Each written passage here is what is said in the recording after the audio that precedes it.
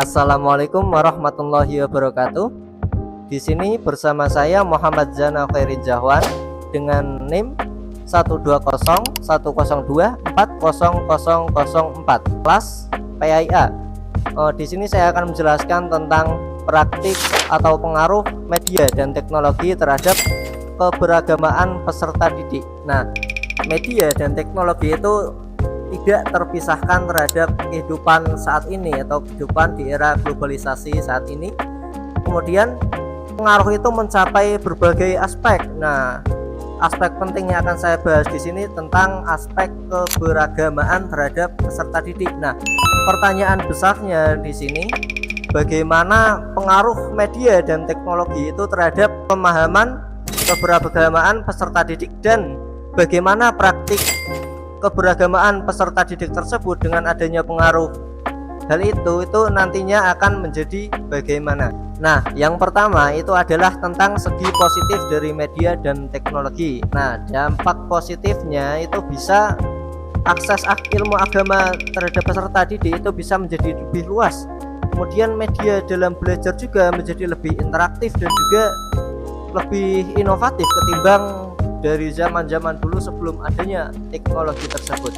Nah, dari platform media sosial juga bisa diikutkan komunitas-komunitas keagamaan yang positif dan juga bisa lebih mengenal tentang ilmu-ilmu agama itu di platform sosial dan tidak harus bertemu dengan guru langsung. Nah, seperti itu adalah dampak positifnya. Kemudian kedua adalah tentang dampak negatifnya. Yang pertama, informasi yang masuk ke siswa itu cenderung tidak terfilter kalau tanpa pengawasan dari lingkungan sekolah ataupun dari lingkungan awal di lingkungan keluarga. Bisa jadi keluarganya itu, orang tuanya itu sibuk akhirnya dalam mengawasi anaknya supaya lebih menyaring ilmu agama yang masuk ke dia itu kadang tidak sempat. Jadi informasi-informasi ekstrim atau paham radikal itu bisa saja masuk ke anak didik tersebut.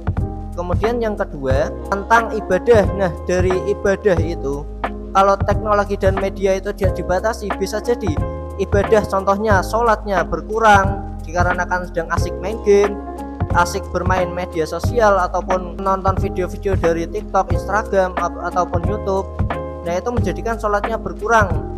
Bisa jadi sholatnya itu tidak dilaksanakan, bisa jadi juga sholatnya sulit untuk tepat waktu, sulit untuk sholat berjamaah. Kemudian yang ketiga, yang terakhir itu adalah dampaknya saat belajar dengan guru itu menjadi berkurang karena informasi-informasi itu bisa diakses melalui handphone semua, Google ataupun yang lain.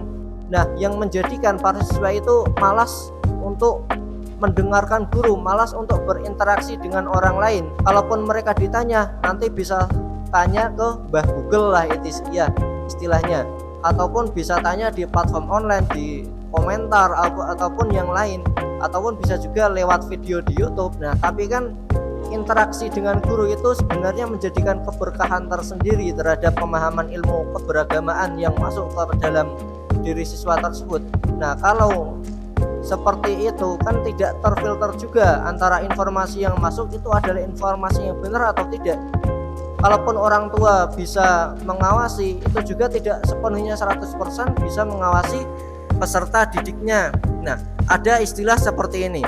Ada sebuah hadis, utlubul ilmah walau bisin, yang artinya mencarilah ilmu sampai ke negeri Cina. Nah, kalau saat ini kan ilmu itu tidak harus dicari di negeri Cina, tidak harus jauh-jauh ke sana untuk mencari ilmu, karena semua itu bisa diakses melalui media dan teknologi. Nah, kesimpulannya media dan teknologi itu sebenarnya bisa menjadi pisau bermata dua. Bisa jadi mempermudah, bisa jadi mempersulit. Mempersulitnya ya karena dampak negatif tersebut, mempermudahnya ya dengan dampak positif tersebut.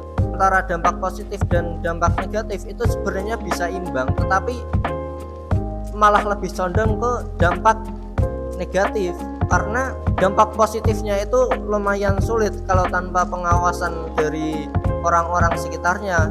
Informasi yang masuk, ya praktek keberagamaan mereka bisa lebih berkembang dengan media sosial, tetapi bisa juga lemah dalam pemahaman maupun praktik keberagamaan. Kan ada juga misionaris dari non muslim itu kan banyak yang membuat media sosial ataupun apa saja yang bisa mempropaganda generasi-generasi di bawah kita itu untuk menjadi Islam yang radikal, Islam yang ekstrim. Jadi dalam praktiknya itu banyak dari para murid itu kadang salah sangka terhadap konten-konten yang disajikan oleh media sosial, yang mereka katakanlah yang mereka berpikir ternyata itu negatif, mereka berpikir positif ternyata kontennya itu negatif. Itu kan bisa jadi mereka kurang paham kalau tanpa adanya pengawasan. Nah, seperti itu.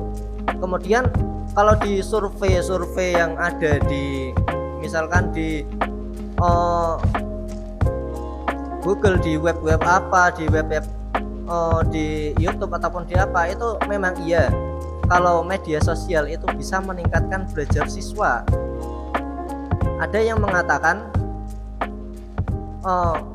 lebih dari 50% siswa itu bisa belajar ilmu agama melalui media sosial, melalui teknologi. Nah, ada yang mengatakan belajar Al-Quran juga, cara membaca Al-Quran itu lebih mudah, lebih gampang diakses melalui media dan teknologi. Tapi kalau tidak ada pengawasan dari guru, itu bisa menjadi pedang bermata dua, pisau bermata dua bagi siswa tersebut. Adapun guru dalam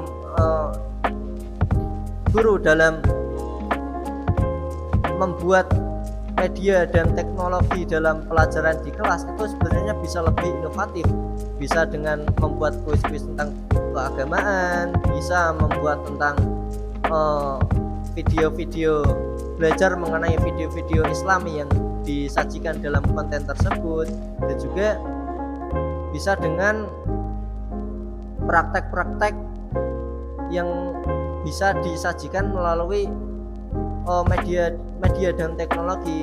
Ya, intinya berbijaklah dalam menggunakan media dan teknologi. Adapun untuk para siswa itu sebenarnya boleh-boleh saja mengakses media dan teknologi. Sekarang kan memang susah ya kalau melarang mereka untuk bermedia dan menggunakan teknologi. Memang susah untuk melarang mereka, tetapi kita sebenarnya bisa membatasi mereka asalkan kita mau, khususnya dari lingkungan keluarga dan juga lingkungan sekolah, mau mengawasi praktik penggunaan teknologi dari para siswa tersebut. Mungkin cukup sekian yang bisa saya sampaikan pada kesempatan kali ini. Jangan lupa subscribe biar subscriber saya banyak ya. Jangan lupa di like juga. Terima kasih kepada Bapak dosen Oktio selaku pengampu mata kuliah ini. Kemudian yang terakhir, kalau ada kritik maupun saran bisa ditulis di kolom komentar ataupun ditulis di platform lain yang sekiranya bisa membangun untuk diri saya sendiri, dan juga untuk kedepannya bisa saya sendiri bisa membuat konten-konten lain ataupun video lain yang bisa membangun, yang bisa memotivasi bagi yang menonton. Sekian, terima kasih. Wassalamualaikum warahmatullahi wabarakatuh.